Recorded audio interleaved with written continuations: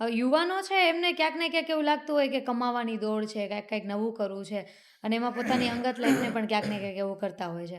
હવે પ્રશ્નમાં એક એવું છે કે તમારી પાસે અત્યાર સુધીમાં કેટલા ઇરેક્ટાઇલ ડિસફંક્શન્સથી પીડાતા દર્દીઓ આવેલા છે? સામાન્ય રીતે રોજ 8 થી 10 એવા દર્દીઓ હું જોઉં છું રોજે? રોજના. હા. અને એ મોટા ભાગનાને કંઈક ને કંઈક ઇરેક્ટાઇલ ડિસફંક્શનને જુદા જુદા પ્રશ્નોને લઈને આવતા હોય છે.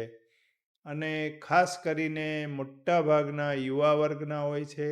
એ મેં તમને કીધું એમ ખાસ સ્ટ્રેસને લીધે આ જોવા વધારે મળતું હોય છે. અને આમ થોડો અત્યારે આપણી જે મેરેજની એજે આપણે મોટાભાગનામાં થોડીક વધારે વધી ગઈ થોડી છે. વધી છે. જી. અને એના પણ પ્રશ્નો થતા હોય છે. એટલે ખૂબ લોકો આવતા હોય છે. તો તમારા મત અનુસાર આ તો ઘણા પહેલાંથી આપણા જે વડવાઓ છે એમ કહેતા એક ઉંમર હોય છે લગ્ન કરવાની, ત્યારે થઈ જાય તો સારું.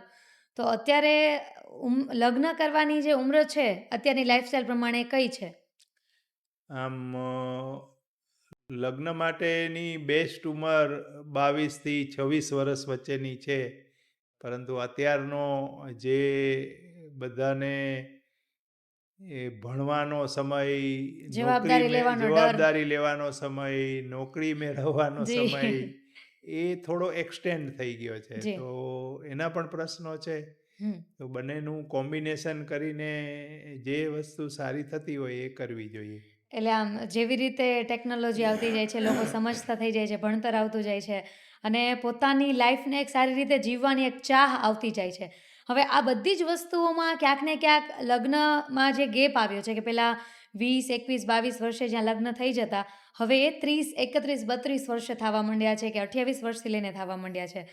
તો આમાં ઘણીવાર એવું કહે કે મહિલાઓમાં એમ કે ફર્ટિલિટીનો ઇશ્યુ, ઇન્ફર્ટિલિટીનો ઇશ્યુ આવે, પણ પુરુષોમાં પણ આ વધ્યો છે. તો એનું કારણ શું છે? એ ખાસ કરીને એ સેમ ઉંમર વધવાને લીધે એ ફર્ટિલિટીના પ્રશ્નો વધી શકે છે.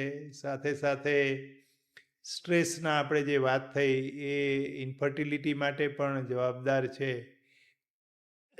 એ સાથે જુદા જુદા વ્યસનો અને આપણું ખાનપાન, ફાસ્ટફૂડનું પ્રમાણ બધામાં વધતું જાય છે.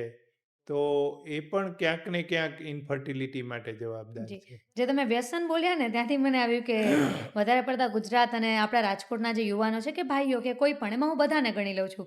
એવું નહીં કે એમાં બહેનો પણ અત્યારે આવી જાય છે કે સ્મોકિંગ હવે એમના માટે એક લાઈફસ્ટાઈલનો એક હિસ્સો થઈ ગયો છે કે સ્મોકિંગ કરવું ગમે.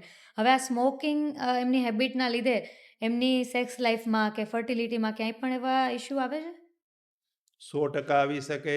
સ્મોકિંગ, ટોબેકો ચ્યુઇંગ, પાન મસાલા, માવો તમાકુ, તમે બોલવાનું ના ભૂલી શકો. માવો, જી.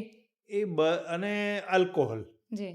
આ બધી જ વસ્તુઓ સેક્સ્યુઅલ લાઈફ ઉપર અફેક્ટ કરે છે.